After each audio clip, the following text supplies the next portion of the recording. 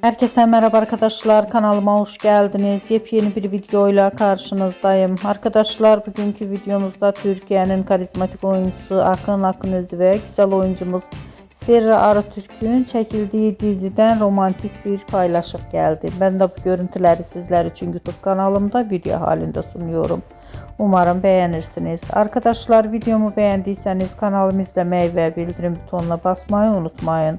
Şimdilik benden bu kadar olsun. Yeni videomuzda görüşmek üzere. Hoşça kalın.